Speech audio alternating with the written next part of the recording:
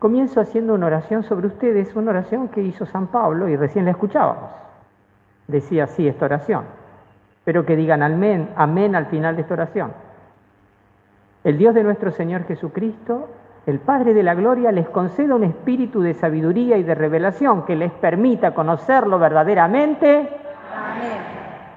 Bueno, hoy voy a rumiar con ustedes estas palabras, pero antes que nada, contextualizar el motivo por el cual la Iglesia elige estas palabras para este domingo segundo de Navidad. Este segundo domingo de Navidad ya no es un domingo tan festivo, doméstico, ya no está centrado tal vez en el pesebre, cuanto en el misterio del pesebre, cuanto en el misterio del que ha nacido. ¿Quién es ese que ha nacido? Que ayer se cumplía una semana de su nacimiento. ¿Quién es? Y entonces, tanto la primera lectura del libro del Eclesiástico como el prólogo del Evangelio de Juan, que recién escuchábamos, nos hablan de la preexistencia de aquel que ha nacido. El que ha nacido existía antes de todos los siglos. En el principio existía la palabra, y la palabra estaba con Dios, y la palabra era Dios. Es Dios en persona el que ha nacido. Es Dios que se ha hecho carne. Lo decía la primera lectura, con el título de la sabiduría, hace el elogio de sí misma y se gloría en la presencia del Altísimo. El que me hizo, el que me creó, me dijo, habita en un pueblo glorioso, en el pueblo de Israel. Y ahí habité, ahí establecí mi carpa. El Verbo se hizo carne y habitó. Es decir, la palabra que nosotros decimos habitó es hizo su carpa, puso su carpa. Vino de campamento con nosotros. En un pueblo nómade, establecer la carpa era la manera de habitar. Pues bien, pero estas palabras alcanzan para que entendamos este misterio. Fíjense, no solo no necesitamos las palabras, necesitamos una iluminación. Y San Pablo ora para que tengamos esta iluminación. Ora con estas palabras.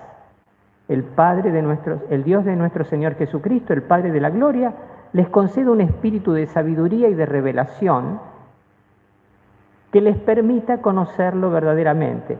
Y sigue, Él ilumine los ojos de sus corazones para que puedan, ahí esta parte ya no la quiero decir sin traicionar ni una palabra, que Él ilumine sus corazones para que ustedes puedan valorar la esperanza a la que han sido llamados, los tesoros de gloria que encierra su herencia entre los santos.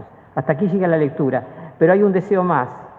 Dice, y la extraordinaria grandeza del poder con que Él obra en ustedes los creyentes, que Él ilumine sus corazones para que ustedes puedan valorar la esperanza a la que han sido llamados, los tesoros de gloria que encierra su herencia entre los santos y la extraordinaria grandeza del poder con que obra en nosotros los creyentes. Amén. Amén. Fíjense, no alcanza el conocimiento de las palabras para alcanzar la hondura del misterio. Hace falta otra cosa. Lo podemos llamar revelación, lo podemos llamar iluminación. Me voy a quedar con el primer deseo de San Pablo. Un deseo que no es tan fuera de lo común en sus cartas. Por ejemplo, en la carta de esto es Efesios, carta a los cristianos de Éfeso. ¿Qué dice en la carta a los cristianos de Colosas? Dice San Pablo en la primera parte, cuando da gracias a Dios, dice, por lo cual también nosotros desde el día que lo oímos, no cesamos de orar por ustedes y de pedir que sean llenos del conocimiento de su voluntad, en toda sabiduría espiritual, en toda sabiduría e inteligencia espiritual, para que anden como es digno del Señor, agradándole en todo, fructificando en toda buena obra y creciendo en el conocimiento de Dios.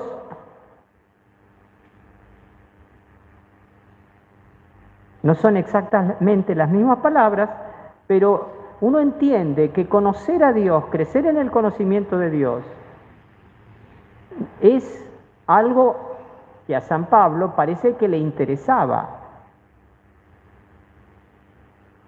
A mí también me interesa. ¿A quién le interesa crecer en el conocimiento de Dios? No hagan, no, hace sí, ¿Quién quiere conocer a Dios? Bien, levante las dos manos, salude para el cielo, así. Diga, hay gente que les interesa conocerme. Bien, voy entonces a hincar el diente a la bendición que hoy nos da San Pablo en la carta a los Efesios. Un detalle que es interesante es el siguiente: es una bendición apostólica e inspirada por el Espíritu Santo. Por tanto, no es una veleidad de este muchacho que se llamaba Pablo. No es un deseo, bueno, porque él era, qué sé yo, viste, un poco soñador. Así el tipo soñaba, viste, flasheaba con que... No, es un deseo apostólico garantizado por el carisma apostólico que San Pablo tenía. Vamos a recordar lo que pedía, ¿no? El Dios de nuestro Señor Jesucristo, el Padre de la Gloria, les concede un espíritu de sabiduría y de revelación que les permita conocerlo verdaderamente.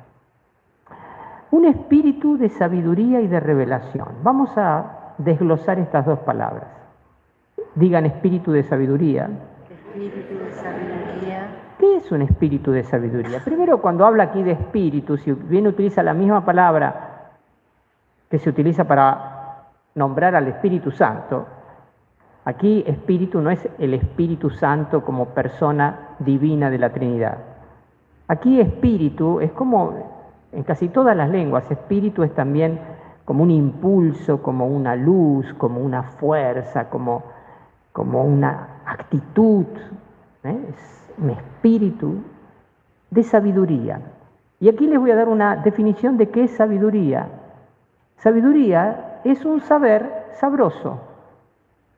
Acuérdense esta definición que es sencilla. ¿Qué es sabiduría? Un saber sabroso. ¿Qué es sabiduría? Saber sabroso. ¿Y qué significa un saber sabroso? De hecho, la palabra sabiduría tiene estas dos raíces: saber, sabroso. ¿Qué significa un saber sabroso? Gustoso, algo que yo sé, que me gusta saber, que me deleita saber.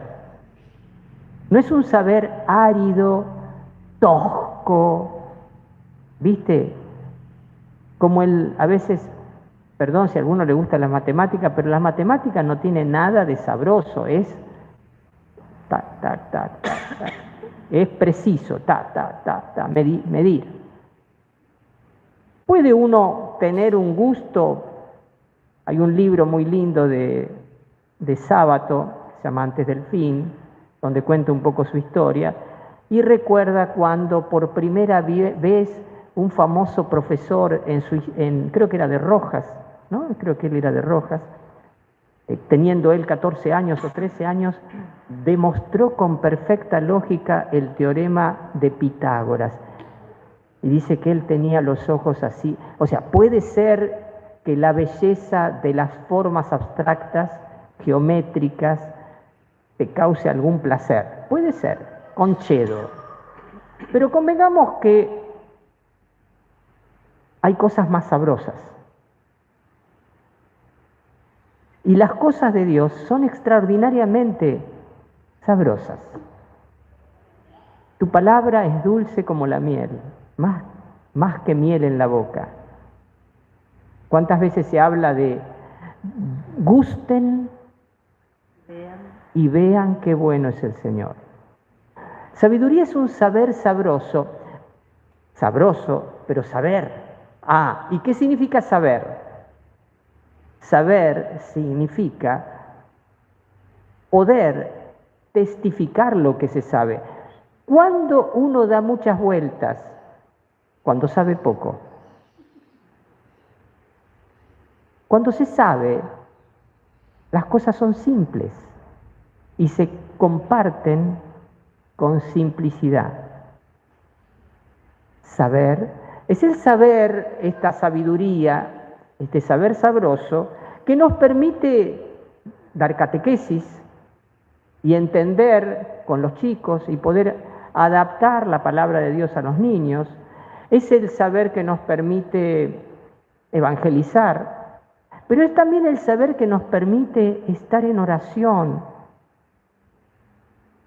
sabernos amados, como decía Santa Teresa, que es la oración, hablar de amor con quien nos ama. Miren qué linda definición de oración. ¿Qué es oración? Hablar de amor con quien nos ama. ¿Hablaste de amor con Jesús alguna vez? Bueno, hoy vas a empezar a hablar de amor con Jesús. ¿Cómo es tu amor? Ay, Señor, la verdad es que no sé cómo es mi amor. Bueno, habla de tu amor como sepas, porque hablando también se aprende. Digan, saber sabroso. Pero además del saber, que Dios les conceda un espíritu de sabiduría, dice además un espíritu de revelación. ¿Qué significa aquí un espíritu de revelación? Revelación es, la palabra revelación, voy a hablar a veces la etimología de la palabra, de las palabras, nos ayuda a entender el significado. Revelación. Hay algo velado. ¿Qué es algo velado? Está tapado. ¿Y qué es Es quitar la tapadura. Es quitar el velo. Revelar es sacar el velo.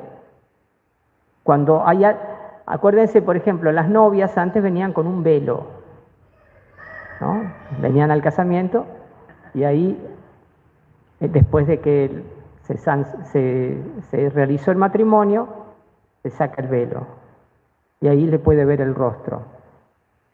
Me imagino que ya le había visto el rostro antes, pero ahí le puede ver el rostro. ¿Viste? Ahora todos estamos medio velados, ¿no? Nos conocemos por los ojitos o por la voz. O nos confundimos. Esta mañana yo confundí a una señora con otra que viene siempre a la tarde. ¿Qué hace vos acá a la mañana? Que es una de las colaboradoras nuestras de liturgia. ¿Qué haces? ¿Qué haces, Erika? No, yo no soy Erika. Igual, pero al menos de acá para arriba. ¿Qué es revelar? Quitar el velo. Quitar el velo. Y entonces, cuando se quita el velo, es como que de repente se ve. ¿Qué es revelación? Ver. Se las cuenta de una manera muy sencilla. ¿Cuándo me doy cuenta de que algo se me reveló? Cuando digo,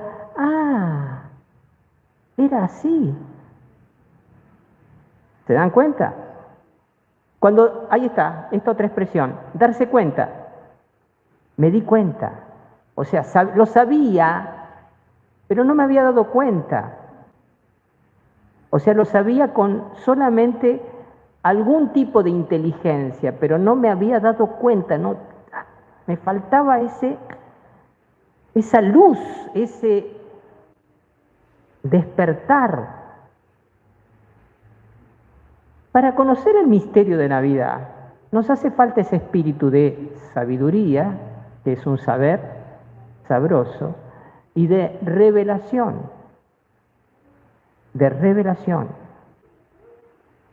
Y ahora, supongamos que Dios nos conceda esto. ¿Qué nos pasa? Vamos a suponer, hoy Dios nos llena de su espíritu de sabiduría y de revelación. ¿Quién quiere irse hoy lleno del espíritu de sabiduría y de revelación? Bien. ¿Y eso en qué cambia tu vida?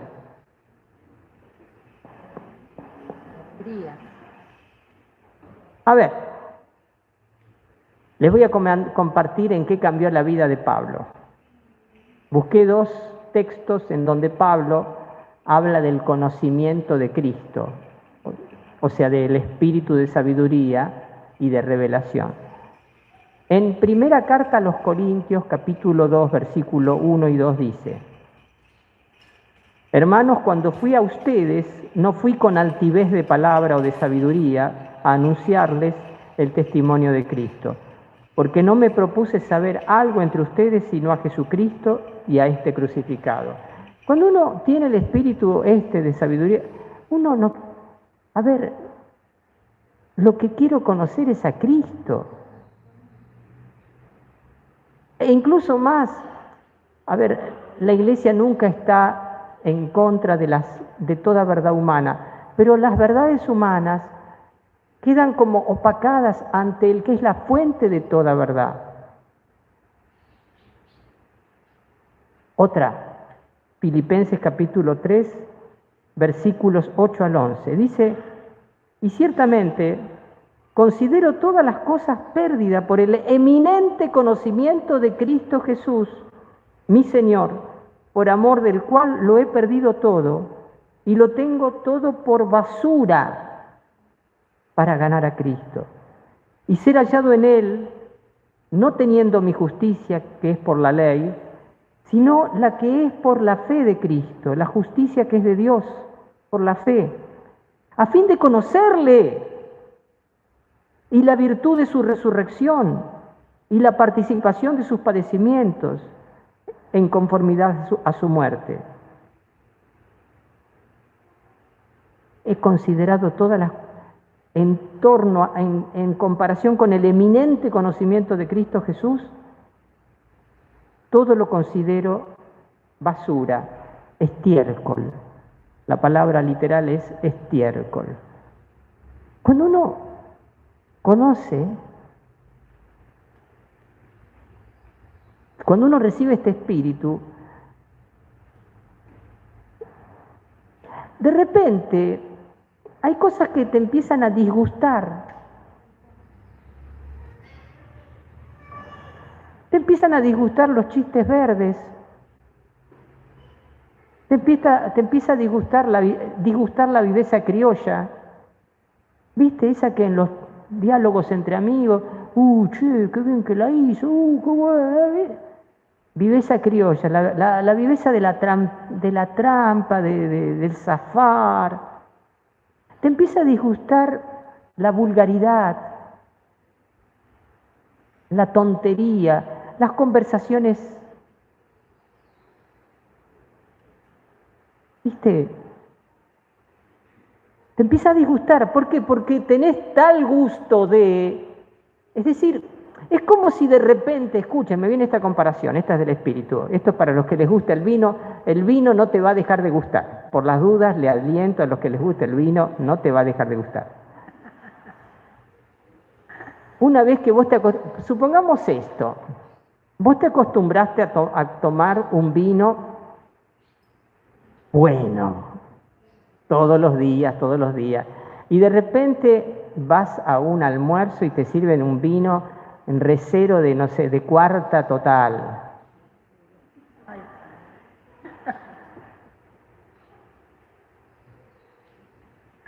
¿Qué pasa?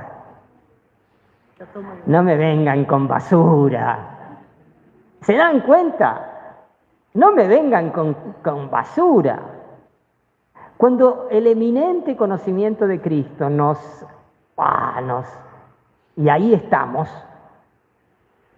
Es decir, por supuesto vamos a tener que seguir viviendo en nuestra casa, yendo al trabajo que vamos a trabajar, pero les digo, vamos a empezar a sufrir algunas cosas que antes, en serio les digo, yo hay cosas que en mi trabajo en la cárcel las sufro realmente, las sufro. La vulgaridad. Imagínense una cárcel donde la mayor parte de hombres, donde la mayor parte que trabajan es hombres. Las conversaciones vulgares. Y uno se calla la boca,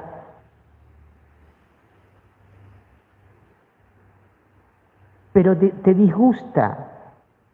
Te disgusta, y a veces pasa esto también, a mí me pasa. Uno llega a un ambiente que está tan mundanizado y de repente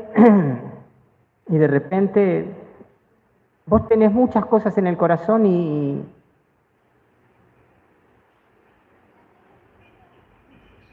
sabés que no es el momento de hablarlas porque las van a banalizar. Las van a banalizar. Por supuesto, algún día uno habla, pero a lo que voy es el disgusto. Cuando algo te gusta y es muy bueno y es superior, otras cosas comienzan a disgustarte. Amén. Amén. ¿Y eso está mal? No, al contrario, está muy bueno.